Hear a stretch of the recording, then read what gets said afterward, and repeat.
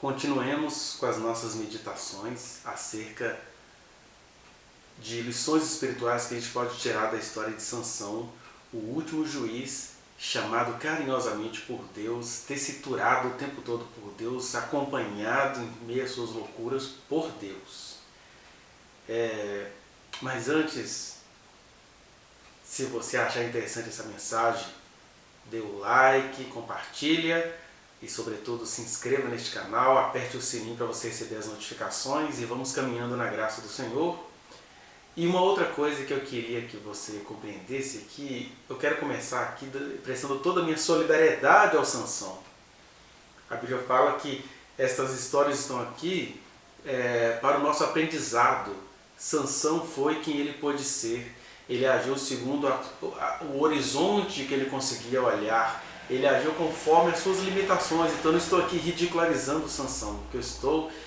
Até porque ele está lá em Hebreus capítulo 11, naquela chamada lista dos heróis da fé. Mas heróis da fé é exatamente por sermos humanos, falhos, ambíguos, contraditórios como Sansão foi. Nesse sentido ele é nosso irmão, porque ele carrega todas as ambiguidades que eu e você carregamos.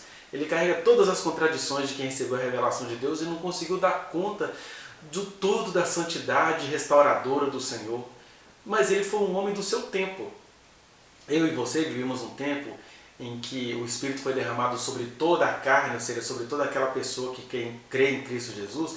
Então nós temos a chance, por meio dos erros de Sansão, de sermos mais qualificados na nossa geração, embora nós tenhamos os nossos próprios limites. Então eu não estou aqui esfarelando Sansão para você, eu não estou aqui zombando de Sansão, eu estou aqui zombando no máximo de nós que poderíamos aprender com as limitações de Sansão.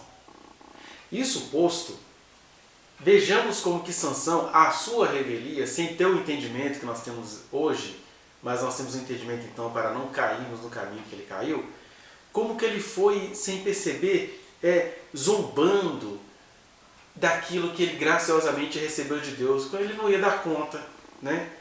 Então o Sansão, ele acaba se tornando um exemplo do que a gente não deveria fazer, que é quando a gente se utiliza da misericórdia do Senhor para promovermos a injustiça. Como que é isso? Olha só, em Juízes, no capítulo 16, a partir do versículo 6, nós vamos começar o jogo de Dalila, sobre Dalila e as mulheres.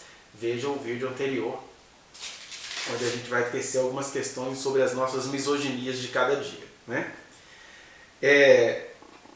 Olha só, eu vou ler e vou mostrar para você a degenerescência de uma graça que Deus nos confiou e que a gente vai zombando dela.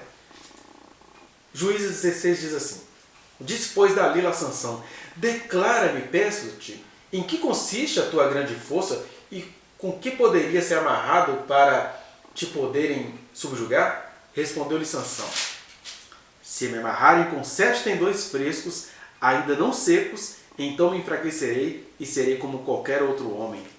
E aí vai dizer a narrativa que tinha homens escondidos no ambiente, né, onde os dois estavam. Mas olha o detalhe. Sansão diz a sua primeira brincadeira com o que ele recebeu de Deus. Ele fala que se amarrasse ele com 7 tendões. O que ele está evocando aí nessa brincadeira com aquilo que ele recebeu de Deus e com aquela mulher que não tinha nada a ver com aquilo cobrando dele? Ele evoca aí o 7, que dentro dos pactos de Deus com Israel, né, tem 7, o 7º dia, o dia de descanso, os números que simbolizam, né, igual aquela história das 7 voltas ao redor de Jericó. O 7 na história de Israel não é uma numerologia, mas é uma numerabilidade. Tem até um vídeo que eu falo sobre essas questões aí dos números, né? Depois eu vou deixar aí para você assistir. Mas eu acho engraçado isso aqui, consciente ou não, ele comete esse, digamos, ato falho de, no meio da sua chacota com o dom que ele recebeu, colocar um 7 no meio. E aí ele vai falar de 7 tendões, mostrando o seguinte: olha, Deus me deu algo, é sagrado, eu não vou dizer para ela o que está acontecendo, mas eu vou chegar perto. E aí ele coloca o 7, a questão da sacralidade, do sacramento, daquela coisa que Deus te confiou. Quantos de nós não fazem isso, né? Ou não fazemos isso com aquilo que Deus nos confiou? Igual eu vi outro dia, aquela situação da Patrícia Leles, ela publicou uma parte da situação dela com o pastor Marco Feliciano em 2016, que depois que ele a molesta, ou a força, ou a estupra, chame do que você quiser, mas é um crime que ele cometeu contra a Patrícia, aí ele mandou uma mensagem assim para ela, alguma coisa sobre como é que foi ontem, e ela fala assim, minha boca está toda machucada, aí ele fala assim, vem aqui que eu vou te curar. Que é essa questão de evocar, né? Ele, um homem chamado por Deus para pregar para multidões, para pregar para massas. Deus dizia para ele, vai chegar um dia que você vai estar pregando ao mesmo tempo, no norte, no sul, no leste, no oeste, e alguém falou assim, isso é coisa de Deus, isso é blasfêmia essa profecia. Não, Deus estava falando de tecnologia, que é o pregador que mais vendeu DVDs aí entre os anos de 2002 e 2006, por aí. Um campeão, o Marco Feliciano era campeão de locações na época que tínhamos locadoras, que tudo não tinha se transformado ainda em podcast, em plataforma digital. Ele vendia muitos DVDs pelo Espírito do Senhor que era derramado sobre ele. Aí ele usa isso, vem aqui que eu vou te curar, em relação à pessoa com quem ele cometeu um crime, aliás, contra a qual ele cometeu um crime. É isso, os 7 tendões, mas ele escapa, né? Aí, no segundo dia, versículo 10, na segunda situação, disse ela a Sansão, eis que zombaste de mim e me disseste mentiras. Ora, declare-me agora com que poderia ser amarrado. Aí ele vai dizer, se me amarrarem bem com cordas novas em que não se tenha feito obra nenhuma, então me enfraquecerei e serei como qualquer outro homem. E aí ele evoca de novo elementos da santidade que Deus tinha confiado a ele. Quando ele fala assim, se me amarrarem com cordas novas, aquele princípio eterno da novidade de vida, aquele princípio eterno da pureza, da santidade, da separação, da não contaminação, que não tem nada a ver com esse farisaísmo antisséptico, com esse Silas Malafaia que fala essas feministas aborteiras, este mundo contaminado. Não é isso, ele está falando de gente que é tão pura como Jesus. Eu sou corda nova, eu sou lenho verde, eu sou virgem, por isso que eu estou aqui com vocês para compartilhar de toda a nossa santidade, e aquele que é impuro, olhando para mim se purificará. É isso que significaria essa questão do novo, da novidade de vida, daquilo que Deus diz, eis que faço novas todas as coisas. É Deus o tempo inteiro criando, fazendo novas todas as coisas, com linguagens que às vezes nos escandalizam, mas são coisas novas, né?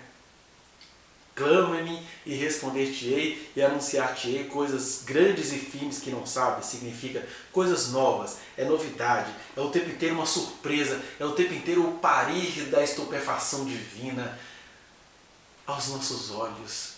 Aí o Sansão pega toda essa simbologia, ainda que de maneira inconsciente, né? E ele faz chacota. Não me amarre com cordas novas, que ninguém tenha usado. Ele está falando aí do nazireado dele, brincando com a santidade que o Senhor o deu. E aí vem a terceira situação, no versículo 13, porque deu errado, né? Deu ruim. Diz Dalila a Sansão, até agora tem zombado de mim. Aí a menina, por quem ele tinha se afeiçoado, agora estava sofrendo zombarias. E me tens dito mentiras. Declara-me, pois, agora, com que poderia ser amarrado? Ele lhe respondeu, se teceres as 7 tranças, ele traz o 7 de novo, da minha cabeça com a urdidura da teia, e se as firmares com pino de tear, então enfraquecerei e serei como qualquer outro homem. Enquanto ele dormia, tomou ela as 7 tranças e as teceu com a urdidura da teia, e as fixou com um pino de tear, e disse-lhe, os filisteus vêm sobre ti, Sansão. Então despertou do seu sono e arrancou o pino e a urdidura da teia. A gente tem uma informação aí que o Sansão, ele era trabalhado nas vaidades, né? No melhor sentido do termo, ele tinha cuidado, ele fazia tranças, né? E ainda tinha isso, fazia 7 tranças. Não estava isso no contrato de nazireado, né? Ele só não deveria passar navalha. Então isso não significa que ele não pudesse arrumar as tranças. Uma mensagem para as mulheres que entendem que mulher deve ter cabelo grande. É cabelo grande, não é cabelo sem tratar. Para que crê. É para as mulheres livres, cabelo grande, pequeno, isso não faz a menor diferença no seu caráter, né? Mas para aquelas que ficam Não, porque o cabelo foi dado em lugar de véu. Pois é, ninguém vê véu despontado, ninguém vê véu maltratado. Então é cabelo grande bem tratado. Sansão, na qualidade de nazireu, soube fazer essa leitura. Então ele trabalhava o seu cabelo. Tinha 7 lindas tranças. Mas aí ele vai e evoca isso. Olha, pega as minhas 7 tranças. O meu charme que traz o elemento da santidade do 7. E amarra, faz uma arte nela. Coloca outras coisas além daquela questão. Ele estava o tempo inteiro ali apontando para ela, o negócio está aqui, está na minha cabeça, está no meu cabelo. E ela não conseguia entender. E aí Deus olhando assim, traíra de si mesmo. Dalila não é nada nessa história, você é o grande traíra. Até que chegou um dia em que ele parou de brincar com o 7, com a pureza e com o número de tranças. E aí ele contou, e falou que deu nele qual que é a palavra que a Bíblia usa? Ele deu uma impaciência de matar. E a mulher estava ganhando muito dinheiro para ser persistente, não é verdade? E aí ele conta tudo, raspa-lhe a cabeça. Mas hoje o que eu quero meditar com você é sobre isso, sobre os muitos de nós que usa a santidade que Deus nos confiou para zombar das Dalilas da vida, que Dalila só era Dalila. Né? Ela, se não era uma filisteia, ela estava a serviço dos filisteus, ela estava condenada, ela não era uma israelita, ela também iria conhecer a salvação pela morte. O que a gente faz com isso? A gente enriquece, por exemplo, nós temos, eu vou ter que dar nomes, gente, eu sei que vocês não gostam disso, mas eu vou ter que dar nomes. A maior igreja neopentecostal do Brasil, Igreja Universal do Reino de Deus. Pode me processar porque eu estou falando aqui de verdades eternas. A justiça não pode nada com verdades eternas. A Igreja Universal do Reino de Deus, com todo o carinho que eu tenho pelos que lá frequentam, mas ela foi toda erigida em cima dessa zombaria da santidade. Quando o bispo entendeu que falar de Deus, de cura, de prosperidade, o enriqueceria, ele passou a vender isso. Por isso que a igreja, eu lembro até que tem uma entrevista de um dos donos da Globo falando, esse cara tem um produto que eu não tenho, ele vende Deus. É como Sansão zombando das tranças, das 7 tranças, zombando das cordas novas e puras e zombando dos 7 tendões. Ele entendeu, nossa, Deus dá lucro, vendeu e vai sendo próspero. Só que o nome disso é espírito do anticristo. Sansão foi contemplado, né, na loucura que ele fez. Eu tenho medo desses homens que vivem vendendo Deus há décadas e vão só prosperando. É a prosperidade do mal. Ou aquele irmãozinho, né, igual esse caso do pastor Feliciano que eu falei aqui, que ele falou assim, vem cá que eu vou te curar.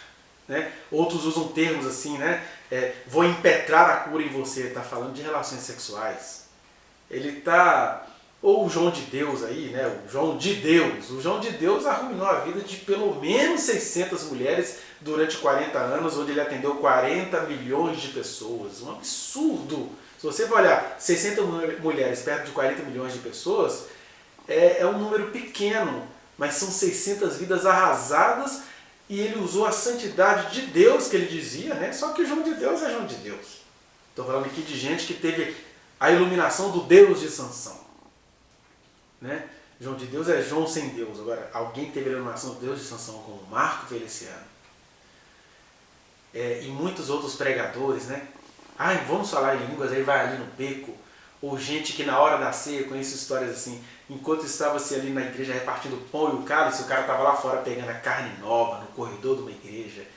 Isso é um deboche pior do que o que Sansão estava fazendo. Sansão estava cansado da vida, Sansão não conseguiu entender o que Deus estava dando a ele. Né? E Deus agiu, Deus foi fiel o tempo todo com Sansão, mas você sair numa hora de uma ceia para sarrar com as meninas lá fora, isso é uma loucura, é uma blasfêmia, e o negócio é clamar a Deus mesmo. Estou falando de histórias que eu conheço, ou de pessoas que, por exemplo, conseguem pregar. Nós vimos uns escândalos aí dos gideões missionários da última hora. O cara, antes de pregar, foi num motel e estuprou a cantora, querendo dizer assim, olha, agora você ficou mais santa porque o pau do pregador entrou em você. Com essa linguagem que o apóstolo diria, só de mencionar é vergonhoso, só de pensar no que aconteceu é vergonhoso, mas isso acontecendo nos bastidores de congressos internacionais. Né?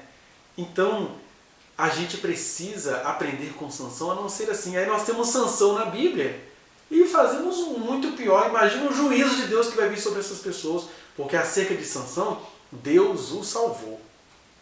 Agora, acerca destes que hoje usam a palavra de Deus para enriquecer, pervertem textos bíblicos, né? E me chamam de pervertido, mas eles é que pervertem os textos bíblicos. Eles conseguem chamar, por exemplo, uma pessoa viciada em droga de escarnecedor. Não, escarnecedor é quem faz isso.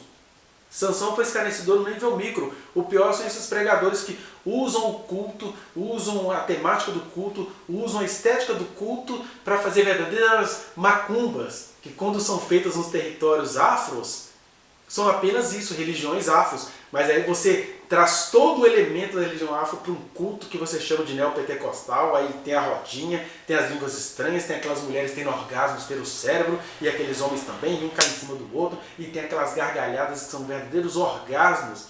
E isso é Sansão evocando o número 7 e evocando o símbolo da pureza, mas fazendo isso para degenerar o dom que Deus lhe deu. Alguns desses se foram. Kenneth Reagan, talvez admirado por muitos que me assistem, já não está mais. Aquele pastor lá das Bahamas que transformou o discurso de reino de Deus num discurso empresarial de TEDx, né? Não sei como é que pronuncia, aqueles palestras de empresários do reino, né? Faleceu. Aquele pastor da Adonep, de homens de negócios do Evangelho Pleno, faleceu. E agora tem esse aí, ainda está vivo, né? O Braddock lá, não, o Michael Murdock, ele parece com o Braddock.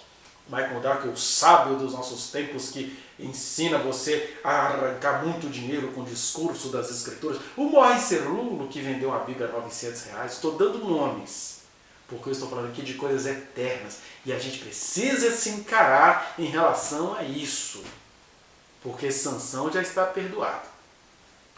Mas estes que se foram e cresceram fazendo isso, eu não quero nem imaginar que reunião que eles devem estar tendo com Deus lá. Porque acerca desses, estou falando destes que morreram, mas desses que fazem essas coisas, do Macedo que vai sobrevivendo, né, e apoiando governos corruptos, milicianos em nome da própria riqueza, usando a santidade, né, que é essa história, Brasil acima de tudo, Deus acima de todos, isso é chamar a santidade para a milícia. Sem chance, meu filho, sem chance. Sobre estes, Jesus diz, nem todo que diz Senhor, Senhor, Brasil acima de tudo, Deus acima de todos, entrará no reino de Deus. Só aquele que faz a vontade do meu Pai que está no céu. E quem tem falado essas palavras não está fazendo a vontade do Pai, não. Está pregando mentira, fundamentalismos, batendo em inocentes, zombando de inocentes, zombando de minorias, zombando de quem carecia da misericórdia de quem está no governo. Não é? Fiquemos com mais essa reflexão que nos convida à responsabilidade.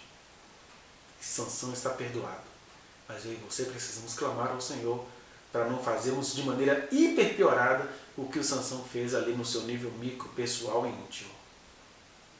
Pense nisso.